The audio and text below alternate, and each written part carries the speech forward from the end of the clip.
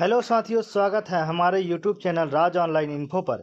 साथियों, आज हम इस वीडियो के माध्यम से 8वें वेतन आयोग से संबंधित एक महत्वपूर्ण अपडेट देने जा रहे हैं। तो साथियों, वीडियो के साथ अंत तक बने रहें और चैनल में नए हैं तो प्लीज़ चैनल को सब्सक्राइब जरूर करें तथा बेल आइकन को क्लिक कर नोटिफिकेशन में ऑल सेलेक्ट कर लें, जिससे कोई भी नई वीडियो अपलोड हो उसकी सूचना आप सब तक नोटिफिकेशन के माध्यम से सबसे पहले मिल जाए।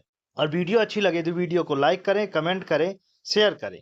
साथियों, आपको बता दें, कर्मचारी और कर्मचारियों से रिलेटेड हमारे इस यूट्यूब चैनल पर सबसे पहले वीडियो के माध्यम से सूचना दिया जाता है, जिसके अंतर्गत 8वां वेतनमान, महंगाई भत्ता, 18 माह डीए एरियर्स, विभिन्न प्रकार की सूचनाओं का विश्लेषण इस चैनल के माध्यम से सबसे पहले किया जाए। तो साथियों, चैनल के साथ लगातार बने रहें और वीडियो को वॉच करते रहें। तो शुरू करते हैं साथियों आज का यह महत्वपूर्ण अपडेट। न्यूनतम वेतन 69,000 रुपए हो, 65 वर्ष से मिले अतिरिक्त पेंशन। साथियों, यह खबर अमर उजाला अखबार में छपी हुई है, जिसके माध्यम से यह खबर निकली है कि कर्मचारियों के द्वारा यह मांग किया गया है कि न्यूनतम जो वेतन है वह 69,000 रुपए हो और 65 वर्ष से मिले अतिरिक्त पेंशन। क्या है महत्वपूर्ण अपडेट, देखते हैं।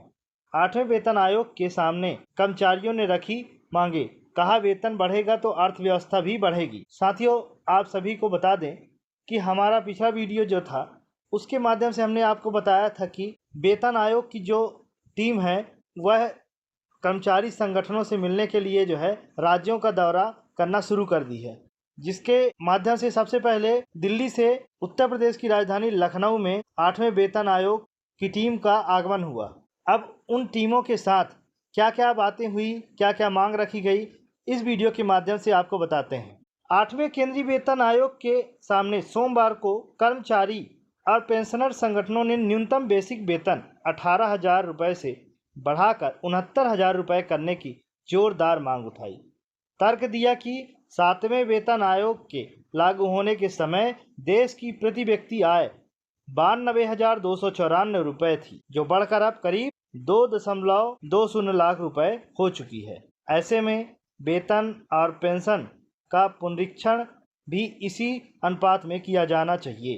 राजधानी में आयोग के सदस्य पंकज जैन की अध्यक्षता में 8 सदस्यीय टीम ने अधिकारियों, कर्मचारियों व पेंशनर संगठनों से सुझाव लिए।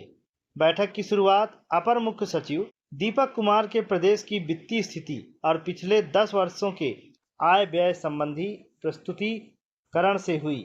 इसके बाद IAS, IPS व IFS एसोसिएशनों सहित विभिन्न कर्मचारी संगठनों ने आयोग के समक्ष अपनी मांगें रखीं। All India state pensioners federation की उत्तर प्रदेश इकाई के चेयरमैन प्रमोद कुमार शर्मा ने 3.83 फिटमेंट फैक्टर लागू करने की मांग की। कहा, प्रति व्यक्ति आय में हुई वृद्धि के अनुरूप कर्मचारियों के वेतन का भी पुनरीक्षण होना चाहिए। वहीं कुछ अन्य संगठनों ने 3.15 फिटमेंट फैक्टर का सुझाव दिया। संयुक्त पेंशनर्स कल्याण समिति के प्रतिनिधियों ने पेंशन के कंप्यूटेशन की अवधि कम करने की मांग उठाई। समिति के संयोजक ओमकार नाथ तिवारी ने बताया कि वर्तमान व्यवस्था में पेंशन का 40% हिस्सा काटा जाता है, जबकि 8% ब्याज के साथ इसकी रिकवरी लगभग 10 वर्ष 11 माह में पूरी हो जाती है। इसके बावजूद 15 वर्ष तक कटौती जारी रहती है। कर्मचारी संगठनों ने कहा कि वरिष्ठ पदों पर वेतन वृद्धि सीमित रह जाती है, जबकि जिम्मेदारियां लगातार बढ़ती हैं। इसलिए वेतन संरचना में बदलाव कर उच्च स्तरों पर भी पर्याप्त वेतन वृद्धि सुनिश्चित की जाए। चिकित्सा सुविधाओं, ग्रेच्युटी, हाउस बिल्डिंग एडवांस, विभिन्न भत्तों और पेंशन कंप्यूटेशन के नियमों में संशोधन की मांग भी प्रमुखता से उठाई गई। राज्य कर्मचारी संयुक्त परिषद के अध्यक्ष JN तिवारी ने आयोग से कहा कि वेतन बढ़ने से कर्मचारियों की क्रय शक्ति बढ़ेगी, जिससे बाजार में मांग बढ़ेगी, GST और आयकर संग्रह में वृद्धि होगी। साथ ही बचत योजनाओं के जरिए सरकार को पूंजीगत निवेश मिलेगा।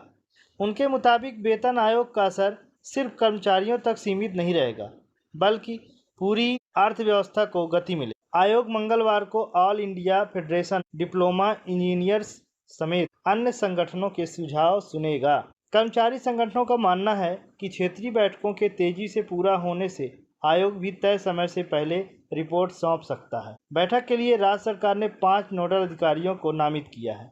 विशेष सचिव नील रतन कुमार को समग्र समन्वय की जिम्मेदारी दी गई है। आलोक दीक्षित वीके सिंह पेंशन एवं सेवानिवृत्ति लाभ, पुष्पराज वेतनमान तथा अनुराग गुप्ता भत्तों एवं अन्य सुविधाओं से संबंधित प्रस्तुतियां आयोग के समक्ष रख रहे हैं। तो साथियों, 8वें वेतन आयोग के समक्ष जो है कर्मचारी संगठनों के द्वारा अपनी अपनी समस्याएं और मांगों को विस्तार पूर्वक बताई गई और बताया गया कि महंगाई दर जो है 7वें वेतन आयोग के दौरान जो थी वह अब उसका कहीं न कहीं दुगने रूप में महंगाई का स्तर बढ़ा हुआ है।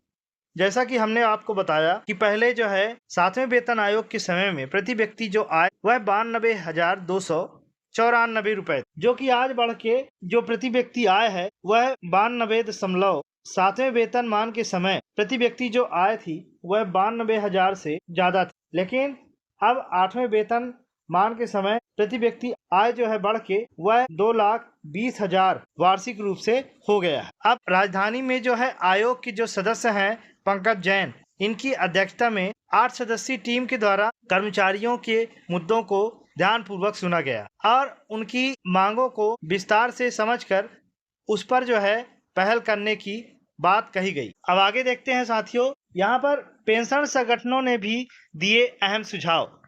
अब पेंशनर संगठन जो है उनमें से 65 वर्ष की आयु पर 5% यानी 70 वर्ष पर 10% और 75 वर्ष पर 15% अतिरिक्त पेंशन देने की मांग, साथ ही पेंशन कंप्यूटेशन की 15 वर्ष की कटौती अवधि कम करने और सेवानिवृत्ति के बाद कर्मचारियों व पेंशनरों को बेहतर चिकित्सा सुविधा मुहैया कराने की मांग उठाई। साथ ही आयुष्मान योजना जैसी स्वास्थ्य सुविधा का लाभ देने का सुझाव भी दिया। इतना ही नहीं, पुरानी पेंशन योजना की बहाली, मकान किराया भत्ता, रिस्क पे, वार्षिक बोनस और सेवानिवृत्ति लाभों में सुधार का मुद्दा भी उठाया गया आयोग के समक्ष। पुराने पेंशनरों की पेंशन के पुनरीक्षण का स्पष्ट फार्मूला तय करने की भी मांग। इस तरह से जो रिटायर्ड कर्मचारी यानी पेंशनर्स हैं उनके द्वारा विभिन्न प्रकार की मुद्दे जो है तो उठाई गई, जो कि 75 वर्ष की उम्र पर 15% और 70 वर्ष पर 10% और 75 वर्ष के उसमें 15% अतिरिक्त पेंशन देने की मांग की गई। इसके साथ साथ पेंशनरों के द्वारा आयुष्मान योजना का लाभ देने और रिस्क कवर स्वास्थ्य सुविधा का लाभ देने की भी कहीं न कहीं मांग रखी गई।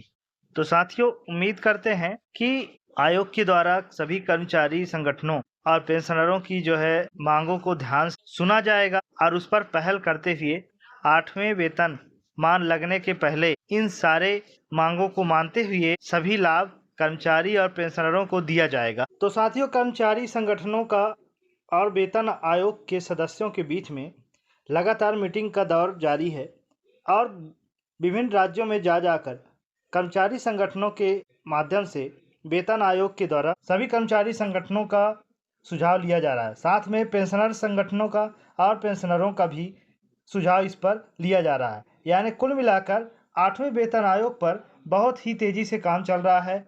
यानी अगर समय पर अगर सभी कर्मचारी संगठनों और पेंशनर संगठनों से सुझाव ले लिया गया तो वेतन आयोग के टीम के माध्यम से जल्द सरकार को रिपोर्ट सौंप दी जाएगी। और अगर समय पर आयोग के द्वारा रिपोर्ट सौंप दिया जाता है तो आने वाले समय में 1 जनवरी से लेके फरवरी 2027 के बीच में 8वें वेतन आयोग का लागू होने का रास्ता साफ हो जाएगा। साथ में 1 जनवरी 2026 से लेकर जनवरी 2027 तक का जो एरियर्स है वह सभी कर्मचारियों को 8वें वेतन का एरियर्स के रूप में सभी के खाते में किस्तों के माध्यम से जमा कर दिया जाएगा। तो यह बहुत बड़ा अपडेट है साथियों। उम्मीद करते हैं आज का यह हमारा अपडेट आप सभी को पसंद आया होगा। ऐसे ही इंफॉर्मेटिव वीडियो को देखने के लिए बने रहिए हमारे YouTube चैनल के साथ। और अगर चैनल में नए हैं तो प्लीज़ चैनल को सब्सक्राइब जरूर करें और ऊपर दिए गए बेल आइकन को क्लिक कर नोटिफिकेशन में ऑल जरूर सेलेक्ट कर लें,